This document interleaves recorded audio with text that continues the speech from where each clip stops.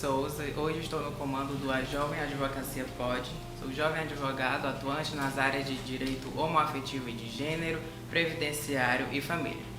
Hoje iremos discutir o tema ética profissional e marketing jurídico. Para discutir esse tema, conto com a presença ilustre de 3 doutores. Doutor Paulo Thiago, advogado especialista em Direito Penal e Processo Penal, secretário-geral da subseção de Piripiri. Doutora Yara Jane, advogada atuante há mais de 10 anos nas áreas de Direito Civil, Previdenciário e Trabalhista. Por fim, não menos importante, a doutora Luziane Rocha, especialista em licitações e contratos, assessora jurídica em órgãos públicos e setores privados. Doutores, primeira pergunta para vocês, tá? Primeiramente, gostaria de agradecer o recebimento do convite, estarem aqui hoje discutindo essa temática. Em relação à ética profissional, quais são as principais armadilhas que o jovem advogado ele deve evitar quando ele vai exercer o marketing jurídico, para que ele não caia em alguma infração ética? Bom dia, agradecer aqui o convite da Jovem Advocacia Podcast. O que tem levado muito o viés marketing no ordenamento jurídico atualmente é a presença, né, de os advogados querer demonstrar para a sociedade o conhecimento jurídico. Uma das principais armadilhas que o jovem advogado deve se preocupar, o que é não prometer resultados para os clientes, sempre trabalhar com ética. Quando eu digo ética, vai desde do início do contrato até o final. Não dizer os honorários, não tentar, eu vou usar aqui uma palavra até meio complicada, roubar o cliente do colega. Por exemplo, eu trabalho na área criminal há quase 10 anos. Eu não consulto processo que já tem advogado constituído. Quando chega no meu escritório, a primeira pergunta que eu falo para o cliente: você tem advogado? Aí o cliente tem, eu digo, por gentileza, por conta da ética, eu não consulto. Porque até lá no próprio PJE tem, quando você vai consultar um processo, tem lá o anúnciozinho que você pode ser responsabilizado. E você não está constituído. Fica chato. Fica chato, né, doutora? Fica chato. E outro ponto. Eu como advogado criminalista, meu contrato inicia até para consultar, para me dar o parecer, como está o processo. Caso não tenha advogado, eu já faço uma cobrança. Porque eu vou ter todo o trabalho desde o inquérito policial, olha, o inquérito policial, na fase inquisitorial, até onde está o processo. Às vezes o processo está em fase de, já foi feita a resposta à acusação, está esperando a audiência. Vou perder o tempo. E eu gosto sempre de falar que tempo é dinheiro. Dinheiro, a pessoa está na advocacia em busca de quê? De dar o melhor da gente, contrapartida ser pago nos honorários. Então os advogados têm que ter sempre isso, a ética profissional de não tentar tomar o cliente do colega, não prometer resultados, não prometer o quê? Que é causa-ganha, que é o que a gente mais ouve os advogados dizer: não se preocupe, isso é causa-ganha. Isso até o próprio Código de Ética ele fala, né, que é proibido você prometer um resultado. Nós somos regidos tem que obedecer o Código de Ética, né? O Estatuto do Advogado, e temos aí o Provimento 205 de 2021, que ele já abre um leque de possibilidades, que é essa nova tendência das redes sociais, de utilizar as redes sociais para isso. Tem que tomar cuidado nesses posts. Por quê? Porque tem que ser de caráter informativo, né? Tem que informar para que, caso a pessoa tenha interesse, procure o advogado. Não se auto-indicar, sem dizer: sou especialista, esse post é de um especialista em tal. Eu sou especialista em matéria tal. Que seja a mesma matéria, que fica subentendida. Evitar essas armadilhas, até para ser visto com bons olhos pelos colegas, né? Porque fica chato mesmo quando a gente se depara com a infração e a gente não quer denunciar. E aí, para evitar essa antipatia com os colegas, que é bom a gente conviver amistosamente com toda a nossa classe, né? Então, quando a gente evita isso, a gente já é visto com bons olhos, viu? Isso é verdade. Doutor, eu acho muito importante a gente orientar os jovens advogados e até nós mesmos que já estamos atuando sobre essa questão de não tratar a advocacia como um mero produto de mercado. Isso. Nós temos uma função que ela é indispensável para a administração da justiça. Então, assim, nós temos muitas armadilhas nas redes sociais. Você acessa uma rede social ali, você vê que um vídeo viralizou, que viralizou uma dancinha de TikTok, ou um outro profissional advogado fez alguma coisa que bombou na rede, como eles gostam de dizer, e aí, não, eu vou fazer também, peraí que eu vou me preparar para fazer aquilo. E a advocacia não pode fazer, não deve ser visto como isso. Eu consigo, sim, estabelecer um contato, um diálogo direto com o meu público, dentro da rede social, que hoje a gente sabe que o marketing digital, jurídico, está dominando tudo. Então, assim, eu preciso mostrar para as pessoas que me escutam, que me assistem, que eu tenho domínio daquele conteúdo e que eu sou um profissional de confiança, que ele pode confiar em mim, principalmente, e evitar exposições desnecessárias, evitar realmente que a gente costuma ver em alguns stories de advogados, de colegas advogados, né, expondo as partes do processo, expondo documentação. Então, assim, são cuidados que é necessário que a gente tenha para que a gente possa manter o respeito e o cuidado com a advocacia. Porque a partir do momento que a gente torna a advocacia, que é um serviço indispensável, que nós tratamos com o humano, nós tratamos com aquilo que é mais importante para as pessoas, a maioria das pessoas nos procuram angustiados, precisando resolver alguma demanda muito importante, e o que ela menos vai pensar naquele momento é que aquele advogado que ela confiou vai fazer uma exposição desnecessária. Tem que preservar a sobriedade da profissão, né? A gente não pode mercantilizar a advocacia, que isso ainda não pode não, viu? Não pode, não tem nenhum estatuto, não tem no provimento. Outro ponto importante a ser salientado é postar, né? Colocar nas redes sociais os resultados das causas. Por exemplo, eu vou pegar aqui o viés onde eu trabalho, que é criminal. Eu consegui um habeas corpus, eu postar lá. O resultado do habeas corpus, dizer, cliente solto, crime tal, como a doutora até enfatizou, colocar as partes do processo nas redes sociais para todo mundo ver e o resultado da demanda. Isso é proibido pelo Código de Ética. Uma das principais armadilhas que eu vejo, o que foi elencado aqui pelos colegas. E tem uma estratégia bem simples de contornar essa questão. Você que teve um habeas corpus concedido, o pôster não tem que ser informativo? Basta criar um post history dizendo o habeas corpus é um remédio constitucional para garantir a liberdade do indivíduo. Exatamente. Então bastava fazer isso em vez de postar o resultado daquele seu processo. Eu ainda não aderi às tendências da rede social. Não sei se amanhã irei fazer isso, mas ainda não aderi por conta que é muito minucioso. Você tem que ter muito cuidado para não cair numa armadilha, né? Outra coisa assim, até como a doutora Yara frisou, é importante sempre lembrar o que é o advogado tratar sempre todo o cliente com ética. Quando eu digo tratar o cliente com ética, é não dizer ao cliente o que pode ocorrer no processo de positivo, porque toda causa pode ter o lado positivo e pode negativo. Prometimento de resultado, não pode. Principalmente na seara onde eu atuo, que é o criminal, que todo mundo sabe que uma decisão campo de fundamentação, tanto para pôr o cliente em liberdade, quando o réu está preso, como para manter a prisão preventiva ou temporária. E cabeça de juiz é terra que ninguém anda, então a gente não pode prometer resultados. Criar essa expectativa do cliente é Exatamente, muito perigoso. É muito perigoso. O que eu sempre costumo fazer nas minhas demandas é dizer ao cliente o que pode ser feito, todo o procedimento formal, e dizer que eu vou fazer o possível e o impossível para tentar lograr êxito. Mas não garanto, nunca garanti. Há quase 10 anos, porque já tive até colegas que chegaram a prometer ao cliente que ia ser solto e o cliente, por motivo lá X, Y, não foi solto. Aí isso você causa até um problema pessoal. A família vai ter uma represália contra o advogado, né?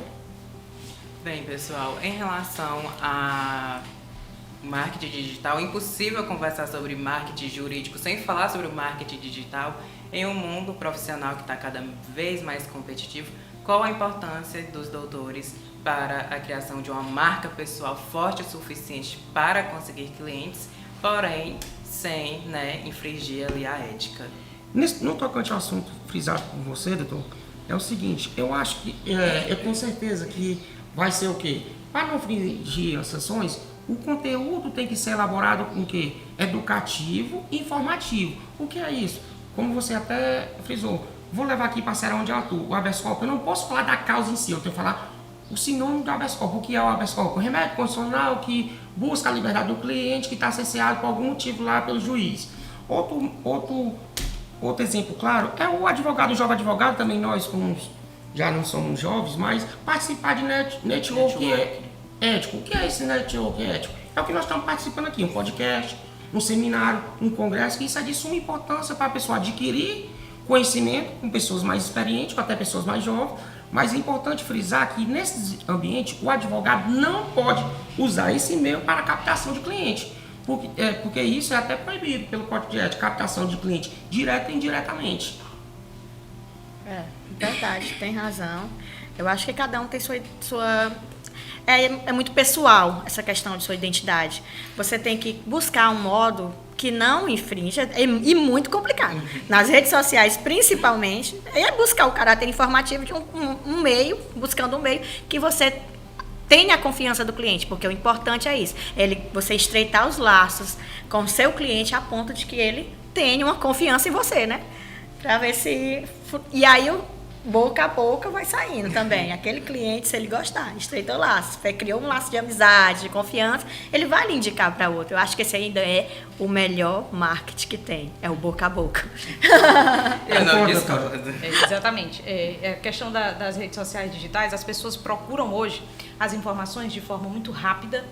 E aí a gente tem um problema das fake news, que aí também é um cuidado muito extremo que a gente tem que ter, que a partir do momento que a gente tem uma rede social, eu tenho uma rede social onde eu faço vídeos, postagens, faço alguns informativos, tudo em caráter educacional, mas assim, de forma muito clara, numa linguagem mais simples, porque o nosso público são os nossos clientes. Exatamente. Eu falo para você, doutor, nós somos aqui advogados, então assim, tem um tema que usar outra linguagem. Sabemos, então eu tenho que utilizar uma linguagem mais acessível, que ele consiga captar aquela minha mensagem, né? E que ele consiga realmente entender e começar. Eu acho que eu tenho uma situação semelhante a essa. Que ele consiga entender que a partir dali ele pode sim entrar com uma demanda judicial, mas assim, com esse cuidado de a gente trazer uma informação correta.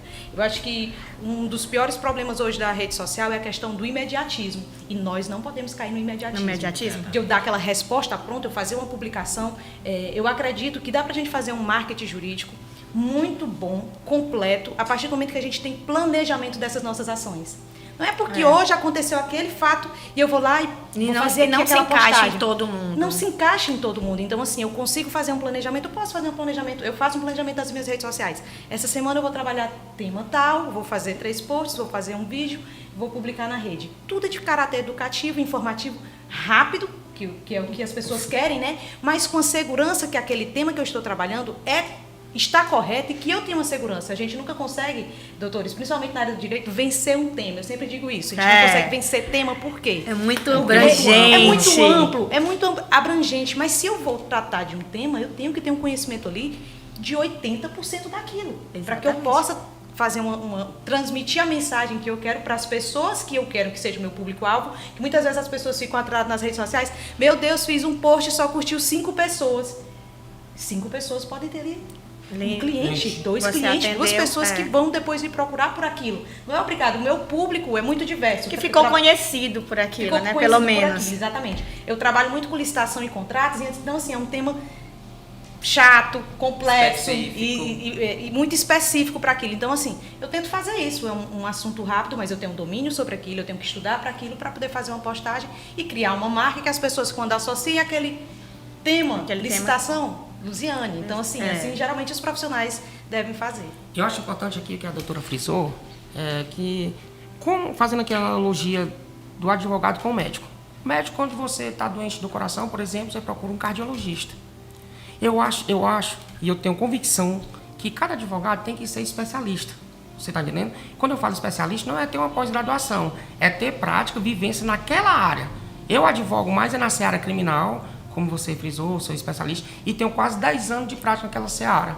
Então, eu acho assim, que você tem que ter, como a doutora falou, quando falar de uma seara, aí você tem que lembrar, criminal, o doutor Paulo Thiago advoga. E não ser um clínico geral, que tem colegas que se preocupam muito, desde o início, eu nunca advoguei na área civil, trabalhista, aqui vez outra, eu advogo previdenciário, mas minha seara principal é o criminal. 90% dos meus processos, do meu escritório, é na seara criminal. Então, eu sempre busquei ser especialista, trabalhar a busca de conhecimento no cursos práticos, de quando chegar um cliente procurar, assim, está precisando de um serviço na área o Paulo Thiago trabalha. E não só é reconhecido por trabalhar em todas as áreas, que eu acho isso errado. É uma dica que eu digo para os jovens advogados, você buscar uma seara para você trabalhar, 1, 2 ou 3, porque é impossível a gente ter o conhecimento amplo de todas as áreas, que é quase impossível, né? Que são muito campos, né? Que tem a advocacia. E está sendo bem enriquecedora essa conversa, porque enquanto o jovem advogado que recebeu a carteira do OAB esse ano já possa estar recebendo essas dicas, colocando em prática, pelo que vocês falaram, é necessário passar essa credibilidade para o cliente, criar essa marca pessoal conforme uma área específica. Então, como eu quero atuar muito em direito homoafetivo e de gênero, já procurei cursos, como você disse que já fez, cursos práticos em penal. Então, eu já tenho essa vivência, já atendi clientes em relação a esse tipo de causa. É um ramo novo do direito, então basta se capacitar, basta passar credibilidade para esses clientes. E agora, nossa última pergunta, nossa última temática do dia, eu gostaria de uma opinião subjetiva de vocês. Qual o futuro do marketing jurídico para vocês, principalmente o digital? E como se manter ético? O que pode vir a acontecer com essas novas tecnologias, por exemplo, inteligência artificial? Então, qual é a opinião de vocês em relação ao futuro do marketing jurídico? Como todo mundo é sabedor, é um viés sem volta. É o principal meio que o advogado vai ter que usá-lo. Dá um exemplo aqui, a pessoa usar a inteligência artificial, né? No sentido de produções de peças rápida, mas isso a pessoa tem que ter sempre aquela ética profissional em ver, corrigir e editar, né? Ficar criterioso. Eu acho perigoso. É muito perigoso, que eu já vi colegas fazer isso. Porque daqui a pouco o advogado não vai querer mais pensar, né? Isso. É bom você não... E outro, como foi frisado por todos aqui na bancada, elaboração de conteúdo informativo e educativo, né? Isso é um viés, como eu já até frisei, sem volta. Você sempre vai ter que ter as postagens direcionadas ao público para saber o quê? A população, em modo geral, ter conhecimento daquele assunto e saber que tem até direito. Quando for infringido o direito dele, ele saber que foi infringido o direito, ele tem que buscar o advogado, que é indispensável ao serviço da justiça. Deve ser, eu concordo que deve ser batido na tecla desse caráter ser informativo. A gente também não pode, como disse a doutora Luciane mais cedo, mercantilizar a nossa profissão. Nossa profissão é uma profissão séria, né? Então, a gente tem que bater na tecla de frisar que tem que ser em caráter informativo e... Quando a gente vê um colega infringindo, a gente dá um conselho para ele, né? Buscar uma conversa. E o jovem advogado entrando no mercado, quem tiver contato também já ir dizendo que é reprovada essa conduta, que os outros advogados olham com os maus olhos, porque a população em geral não tem conhecimento das nossas normas que a gente deve seguir. Então, quem tem que corrigir somos nós mesmos. E para para preservar a nossa profissão com a seriedade que ela tem, né? Porque senão não vai ficar legal, né?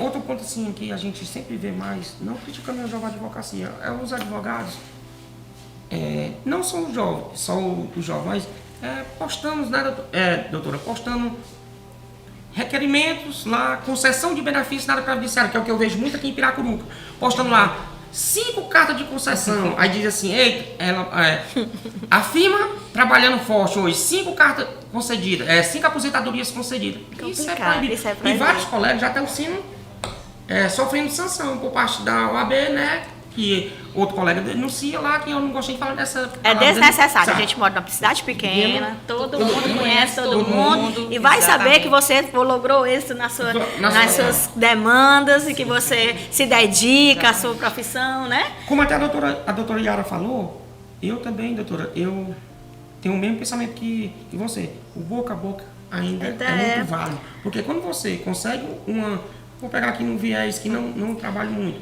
uma causa previdenciária. Quando você aposenta um cliente lá, a família toda sabe. Quando precisa de outra... Exatamente. Quando você trata um cliente com ética, tudo, não cobrando preços absurdos, que eu vejo aí gente cobrando preço até acima da tabela da OAB, o cliente fica feliz com o contrato que foi firmado e já indica você para os colegas, para amigos. Quando a pessoa imagina, já tem uma clientela enorme. Isso é verdade. Igual você falou também mais cedo, que esse viés, as redes sociais é um caminho sem, não tem mais como voltar. Então é orientar para que seja de caráter informativo, sempre os posts, Educativo, né? e educativo para a sociedade, para que você seja visto como aquele advogado naquele nicho, ou criminal, ou previdenciarista, ou de licitações. E bola para frente, buscando sempre estar dentro das normas. O novo advogado não pode em nenhum momento tentar se desviar para conseguir um sucesso mais rápido. Verdade, Né? doutora. Isso aí Que a não gente vê muito. precisa disso, não O precisa. futuro, ele é digital, né? É. O futuro é digital. Então, assim, a importância da gente saber utilizar o meio digital, as redes sociais, como a gente vai publicar, como a gente vai fazer as nossas comunicações com a população, com a sociedade, é muito importante. E a gente é cobrado por isso, sabe? As pessoas nos cobram também essa participação mais ativa nas redes sociais, e o cuidado que nós advogados temos que ter, e os jovens advogados principalmente, é de se capacitar, treinar para aquilo. A gente nunca está 100% pronto preparado para nada, principalmente quando a gente está dentro do direito. Então, assim, quando você investe de fato na sua capacitação, no treinamento, faz um curso de marketing jurídico, entende como funciona e utiliza o Código de Ética da OAB como livrinho de bolso, sabe? A gente evita muita coisa e consegue sim fazer um marketing de qualidade, consegue sim, através desse marketing digital, né, atingir as pessoas que precisam ser atingidas, porque não adianta eu fazer um vídeo, publicar numa rede social e ele ter 21 mil visualizações, sendo que de 21 mil visualizações não é meu público. Muitas Sabe? vezes é criticando. Muitas vezes é criticando. É melhor Então, mesmo assim, que seja- a gente tem que levar a advocacia a sério. A gente sabe que tem muitos memes, essas coisas que viralizam, vídeos de TikTok, mas a advocacia, ela é uma função atípica dessas outras coisas. Eu não posso usar ela como um mercado, eu não posso pegar uma rede social e publicar videozinhos de TikTok, eu não posso estar publicando. O Dr. Paulo Thiago falou uma coisa que dessa questão das cartas de concessões, ou posta uma fotinha ali, liberado sendo INSS, posta uma fotinha ali na delegacia. Então, assim, a gente não está querendo mais esse marketing, a sociedade não quer isso, quer. tá? A sociedade não quer isso, a sociedade quer um marketing mais elaborado. Então, assim, eu acho que com o estudo, planejamento e se capacitar, a gente nunca está pronto 100% para aquilo. Então, assim, a gente tem que ter, como a doutora falou, que a doutora Yara falou, sobre essa questão da inteligência artificial, que eu acho isso muito perigoso. Por quê? Porque isso vai trazer um comodismo muito grande para a advocacia. E advogado acomodado não tem espaço. Tá? A gente tem que entender, a gente tem que buscar realmente o conhecimento e a melhor resolução para aquele problema, para aquele caso que chegou para você. A inteligência artificial não vai poder ir para nossas audiências, né? Isso. E aí vai ficar complicado para o nosso cliente. Doutora, é o que eu sempre gosto de falar, que a maioria das casos, principalmente na advocacia criminal, que quando o cliente responde um processo, na maioria das vezes a pessoa faz uma resposta à acusação sem se manifestar com as teses defensivas, né? A gente vai desenrolar, a gente vai elaborar de acordo com o que vai na audiência, você orienta o cliente. Mas eu gosto até de falar que eu participei do tribunal do júri, que a gente foi uma bancada, 2 advogados. A gente elaborou umas teses, isso. No decorrer da audiência, doutora, foi completamente diferente. A gente teve que adaptar, pegar outras teses defensivas na hora da audiência. Então, isso que a doutora falou é de suma importância. Não se acomodar só no IA, né? E sim, com o conhecimento mesmo, o conhecimento sólido daquela disciplina, daquele caso, daquela seara. E cada processo, principalmente o criminal, ele tem sua individualidade, né? Ele é todo, você tem que ter total conhecimento, desde os primeiros depoimentos, para que possa fazer uma boa audiência de instrução e fazer se precisar fazer uma alegação oral. O risco que a gente corre do princípio da confiança, sabe? Muitas vezes a gente pensa, não, eu sei muito sobre aquele tema. E aí, isso é um perigo muito grande, sabe? Esse princípio da confiança, às vezes a pessoa não, eu sou muito bom nisso, eu sei fazer isso, não vou precisar nem ler isso aqui tudo e chega lá tem uma surpresa. Então, assim, esse princípio da confiança, nós advogados não podemos utilizar. Certo, nós temos que ter uma confiança que nós somos capazes de fazer aquilo, de dar uma resolução, mas nós temos que ter essa noção que eu preciso estudar sobre aquilo, cada caso é um caso específico, eu tenho que ter atenção porque é a vida de alguém ali que está em jogo, principalmente quando a gente fala aqui da área criminal, né, doutor? Até no previdenciário, que dizem que é repetitivo, é cada caso um caso. Você tem que estar preparado e preparar o seu cliente, né? Instruir para a instrução, para que tenha um sucesso no final da causa, porque senão muitas vezes fica ali na audiência mesmo, viu? Foi interessante uma colocação da doutora Yara, que aconteceu comigo. Eu fui à audiência, tudo preparado, mas sempre me preparo para alegações horário. Aí, um caso complexo, quando chegou na hora, o juiz disse, não, vai ser alegações horárias. Horário. E se eu não tivesse me preparado? Tem muitos que O que eu ia falar na hora? O que eu ia Ia travar. Eu ia travar tudo, aí é complicado, mas eu gosto sempre de falar, pegando, levando a mensagem. Eu gosto, quando eu converso com os colegas, eu só falo no criminal, mas é porque é a área que eu atuo. Tudo. E é uma mensagem para os novos advogados. É a experiência que a gente construindo dia após dia que vai garantir o sucesso. Não é mostrando resultado em rede social, não. Não adianta. É porque esse negócio de redes sociais tem até muitos colegas já chegou ao conhecimento que tem muitos advogados que todo dia postam. Eu acho que também, meu modo de pensar, né? Eu acho necessário todo dia postar. Porque por que eu digo isso? Porque vários clientes, pessoas leigas, pessoas que não são formadas, chegar para mim e dizer, Thiago, fulano de tal, todo dia posta um vídeo, mano de tal. Rapaz, ele não tem tempo, ele não tem causa não. Porque se ele tivesse causa, ele não tava só postando. Rapaz, O pior é que dizem isso mesmo. Pois Também é. já me disseram. Tem pessoas que cansam o público, falaram né, até assim, realmente. doutor, aí é um advogado, palavra do cliente, né? Um advogado de TikTok, só vive nas redes sociais.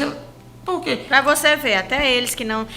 O público, o público, né, que a gente tenta atingir, que não é o próprio advogado, que tem conhecimento das leis, até eles acham que. Se incomodam, se né? incomodam. Com esse exagero. E Eu um fico exagero. preocupada. Meu Deus, será que ele tá cuidando do meu processo? No vídeo no TikTok, né? Exatamente. Será que ele leva essa profissão com seriedade? Vai colocar só Porque pra as deixar redes de sociais, Exatamente.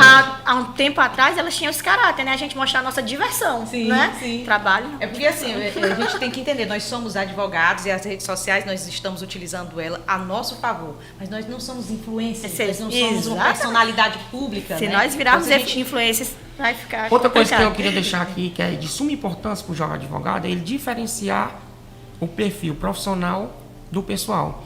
Eu sou um crítico quando eu vejo um advogado postando fotos pessoais que não tem nada a ver com o caráter profissional. Eu sou um crítico, você está entendendo? Por que isso? Eu já vi vários colegas falar disso. Thiago, a advogada X, o advogado X, ele poderia ter pelo menos a noção de ética e não ficar postando coisas desnecessárias nas redes sociais que ele trata como advogado. É o perfil profissional dele e ele fica postando coisas desnecessárias. Como exemplo, o que ele falou, um advogado X estava lá na curtição e postou lá Meu um Deus. som, com cerveja, tudo, no perfil profissional. Então isso não dá credibilidade à clientela. Os clientes ficam até assim, pô, se o perfil dele, a imagem dele, ele não tem ética profissional, ele vai ter ética profissional com a minha causa, com o meu processo? Dica de ouro, viu, do Dr. Paulo Thiago? Ele Dica vai de ter ouro. responsabilidade? Não vai. É uma dica que eu dou para os jovens advogados e para todos os advogados, né? Meu perfil, eu acho que eu tenho duas fotos. Duas fotos minha pessoal. Eu acho que foi no início, lá em 2020, que foi quando iniciou esse marketing, eu comecei a fazer umas postagens, conteúdo informativo, como você até frisou, liberdade provisória, dizendo o que é que se tratava, o que era liberdade provisória. Então, eu acho que o advogado tem que ter o perfil profissional e o perfil Seu perfil pessoal. pessoal. E não misturar uma coisa com a outra. Isso aí prejudica. Exatamente. É a forma mais correta. Eu, particularmente, tenho uns dois perfis separados, né? Meu perfil pessoal, privado, e o perfil profissional, aberto ao público. E essa dica do Dr. Paulo Thiago aqui é uma dica de ouro mesmo. Separem suas redes sociais, porque às vezes ele até pelo impulso do momento, a pessoa posta foto em festa. Às vezes tem pessoa que... Eu já vi pessoas dizendo assim, meu Deus do céu, doutor fulano parece que não trabalha. Só vive em festa. Né? Então é bem complexo isso. Porque como você posta nas redes sociais, você não tem noção de quem está visualizando, né? Exatamente. E outra coisa, não é nem só, você posta lá no Instagram, mas vem um printzinho, aí corre nos grupos de WhatsApp. Oh, meu Deus. Do Aí da se torna família. um boca a boca Boca a negativo. boca negativo. Exatamente. Um boca a boca negativo. Fujam disso, do boca a boca negativo. Foi. Que eles criam uma imagem bem pesada.